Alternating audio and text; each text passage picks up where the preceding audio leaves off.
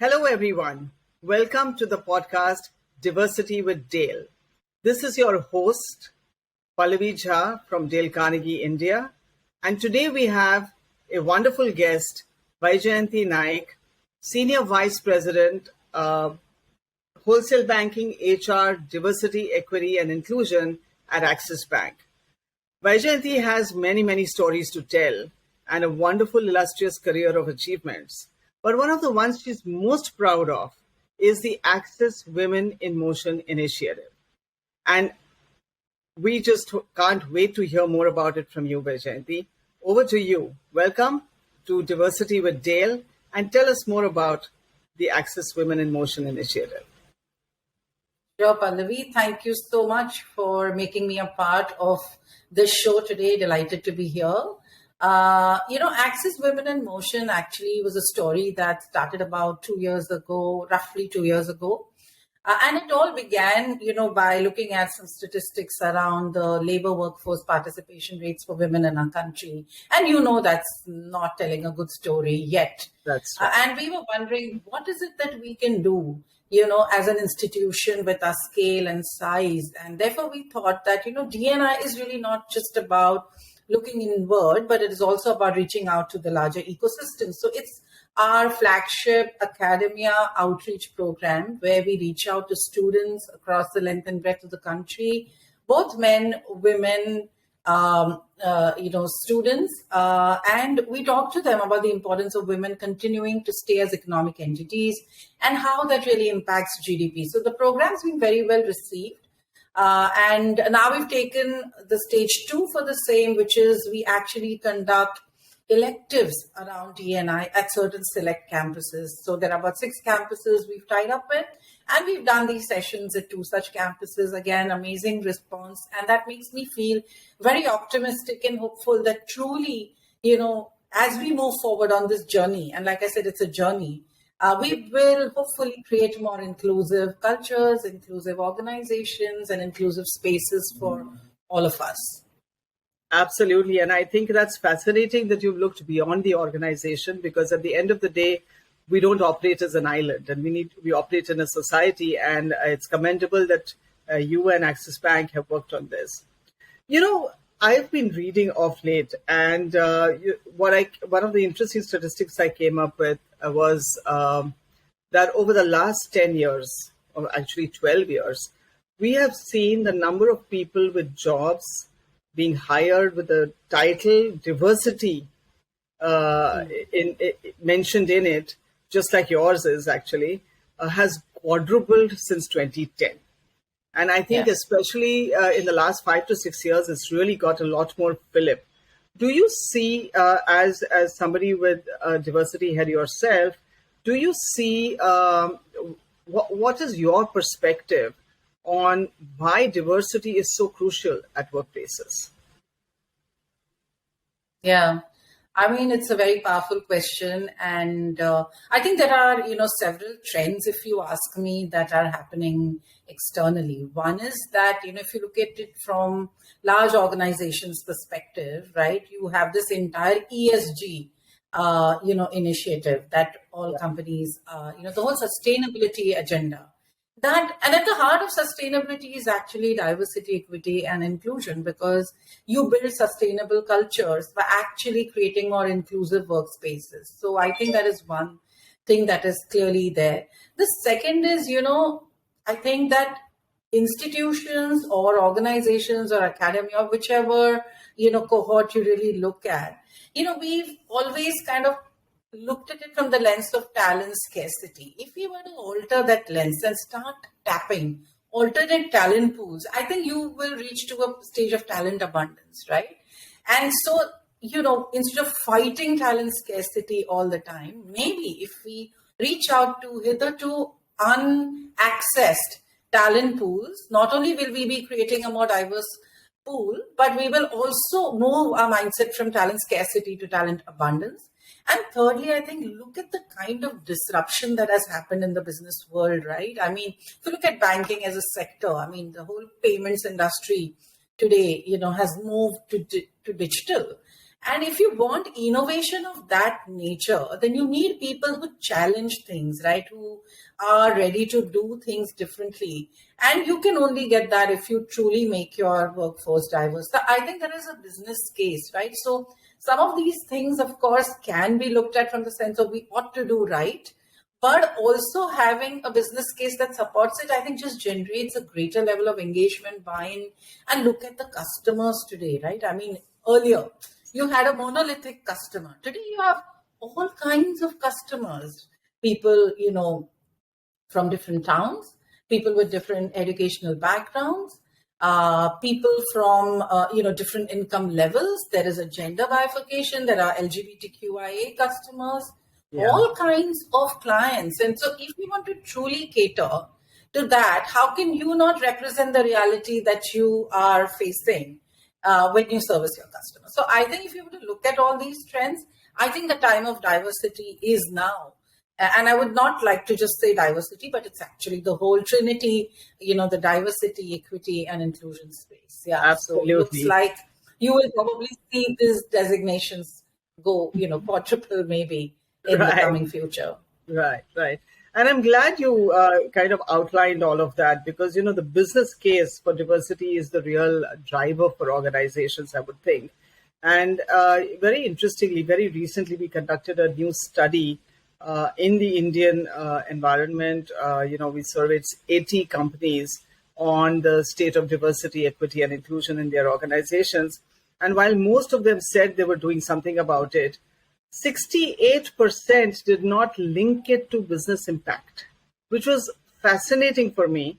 That this greater awareness needs to be created because the more you talk about the business impact of diversity in your workforces, whether it is, like you said, mirroring your customers, building in challenging ideas and status quo for innovation and creativity, and there's an endless list for benefits that organizations get. But this was an eye-opener for us in the study. The other, insight that we got was that it was largely organizations like yourselves, very large or global multinationals, Indian multinationals that were actually leading the way on diversity. And most of the other people were either happily unaware or just doing very minimal stuff. So can you tell us about what's the vision and the strategy at Axis Bank and how are you role modeling it for maybe other companies to emulate in a sense?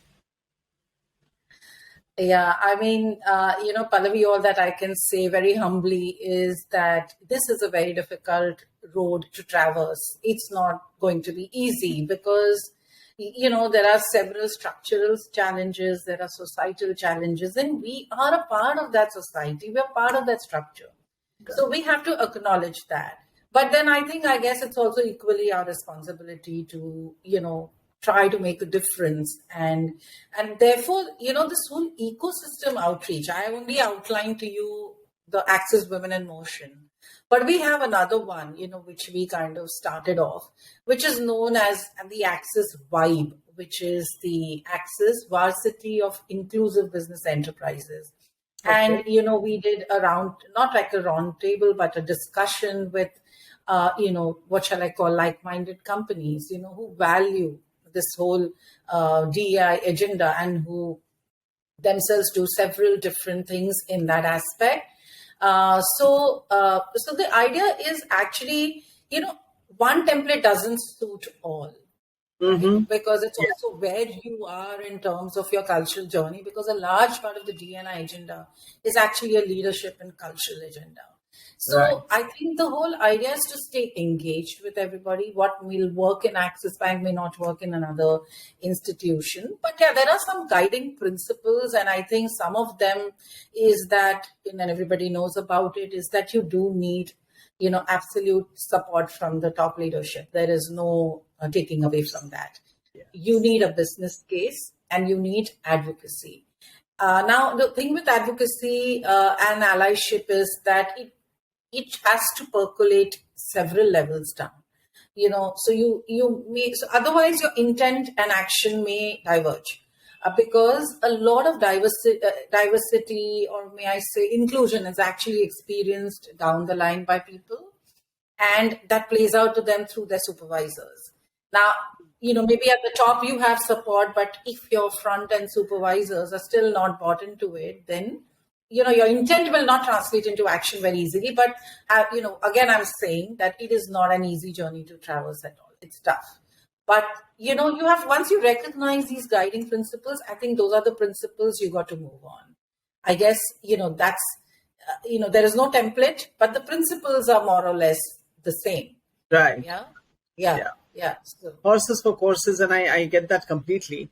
And I guess it's become even more, the journeys become even more complicated today because we're living in hybrid work environments. I possibly would believe that Axis as a bank has a lot of people coming into their offices, but I also know that you have a work from anywhere kind of a policy, right? Yeah. So how does hybrid work environment either enable or complicate creating inclusive environments? I've heard both sides of the story. What's yours?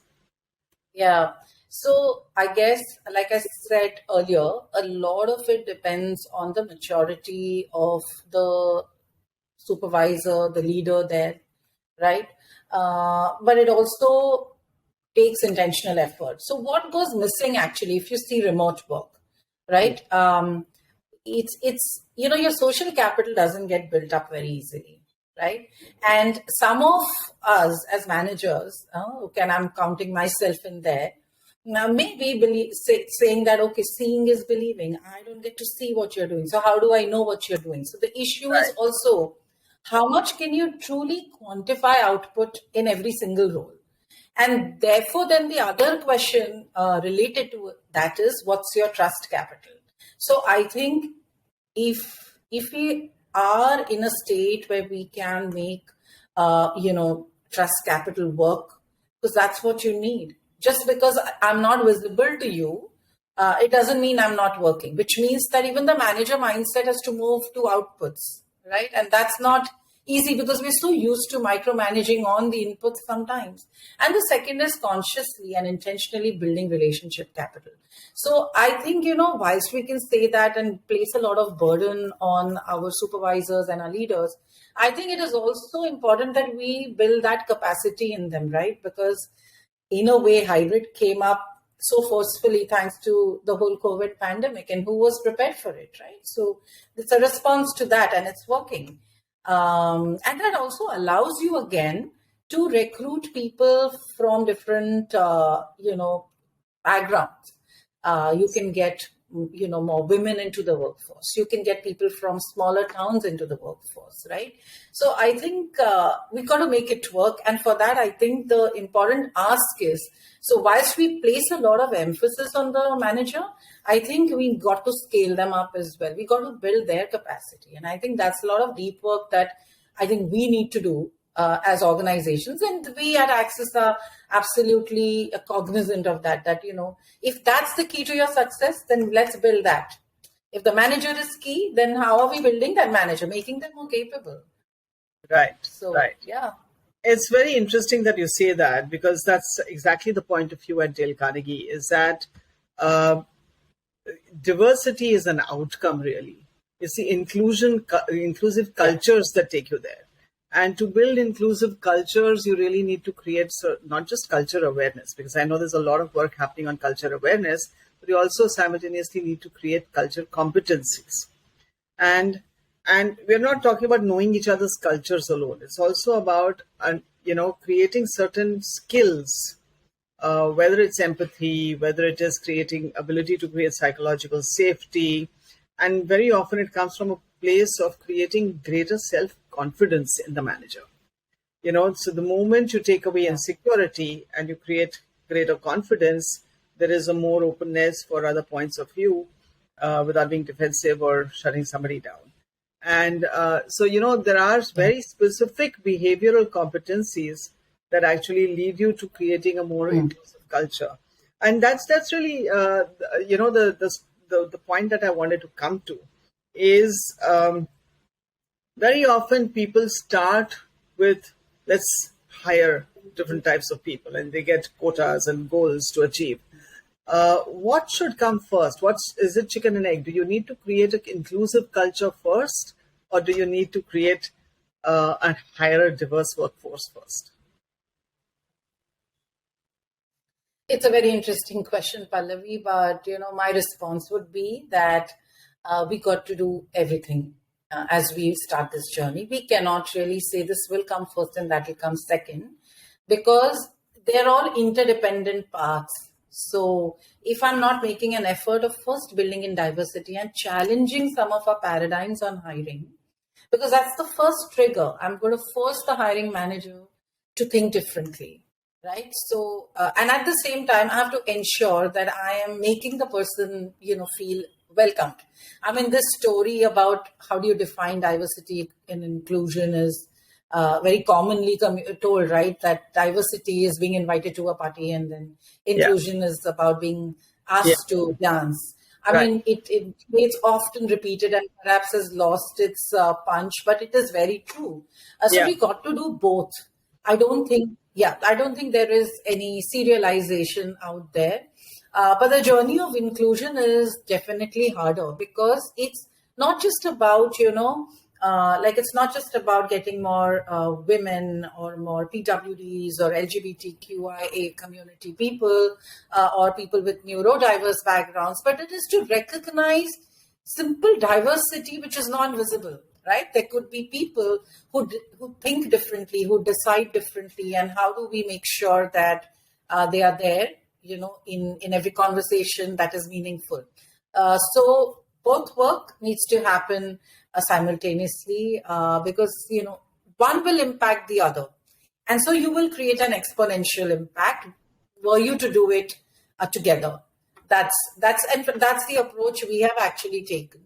And I think what people, of course, sometimes don't talk much about is also creating equity. So, you've got to embed equity using your policy making processes. So I think there is, without that bridge of equity, it's hard to create inclusion. I agree. And I think organizations tend to think in a particular way. There was a very interesting article that I read last month in The Economist, which talks about why diversity initiatives not just often fail, but they almost backfire. And they talk about how companies tend to make, policies, diversity policies. And very often it creates a sense of resentment, and it tends to backfire. So the view taken by the article was that most companies indulge in diversity initiatives or practices to protect themselves legally, and not necessarily essentially. So that's a controversial statement. What do you think about that?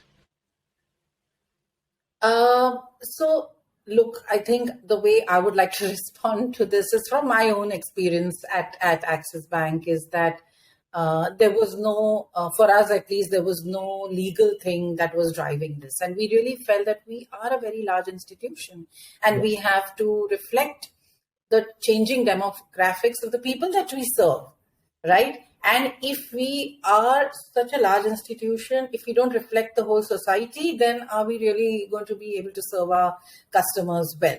So it started with that conversation, and then it gathered momentum, and then we ended up, and we are still doing several different things.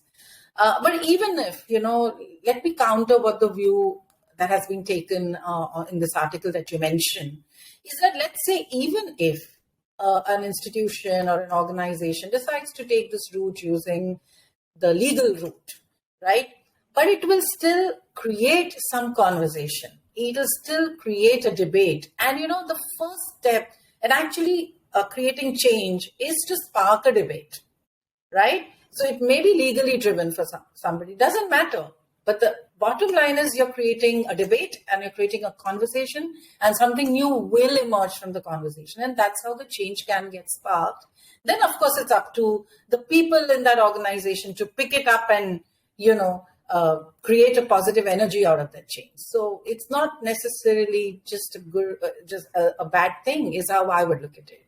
Yeah. No, I agree with you. I'm with you 100% on this. The reality is that there is some definite benefits, both at a social level as well as at the business level, to be gained by actually creating diverse, inclusive workforces. And of course, if we have the genuine support of top leadership, I think that helps. It's just not about being defensive. It's not about implementing a program to be defensive, which is what the article was alluding, but actually reaping the benefits of diversity itself. And there are many to be actually leveraged. So Vaijayanti, while you were talking about your various initiatives, I'm sure there have been innumerable challenges that you may have faced. And so can you outline some of the most common challenges and possibly any solutions that you have come to, or maybe an open discussion that you want to have about it?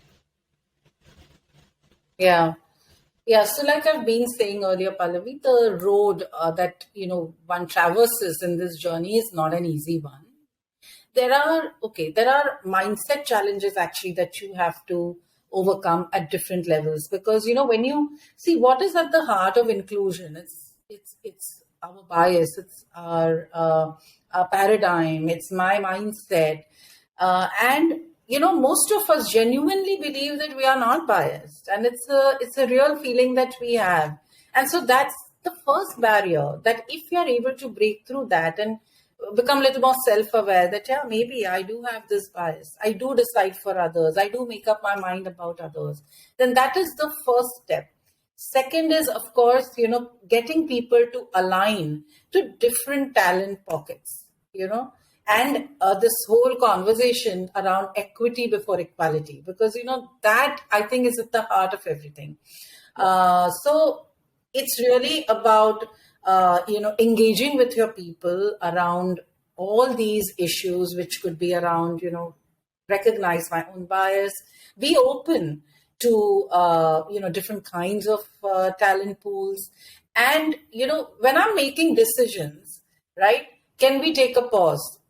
Can we step back and say, in the decision that I'm taking, have I heard all the voices? Have I got all representations here? And does everybody who's on my team, always voice what they think? And how what's the amount of relationship capital that I have with each person on my team? So I think if we get people, so these are the classic things that we need to work on. I think conversation is a big tool, right? And giving people simple habits to develop, and slowly demonstrating to them the business impact of what they are doing. I think these could be 2 or 3 strategies to get over that. Again, I guess every organization will have its own set of challenges, but Right. These are the common ones that I thought I could share. Oh, that's fascinating. And thank you so much. I think we've covered a whole range of things. First of all, wonderful initiatives at Axis Bank, and congratulations to you. And role modeling in many ways what is possible for corporates to do. And of course, the real business case, some of the challenges, the fact that we need to be self-aware, conscious about our unconscious biases, uncovering that truth continuously. And most of all, you said it's a journey. And it's time to take possibly the first step if we haven't, or just to keep progressing on it. So thank you so much for sharing your views, Vaijayanti. It was a pleasure to have you on Diversity with Dale. Thank you. Thanks, Pallavi. Thank you very much. Thank you. And this is Pallavi Jha signing off on Diversity with Dale. Hope to see you again shortly.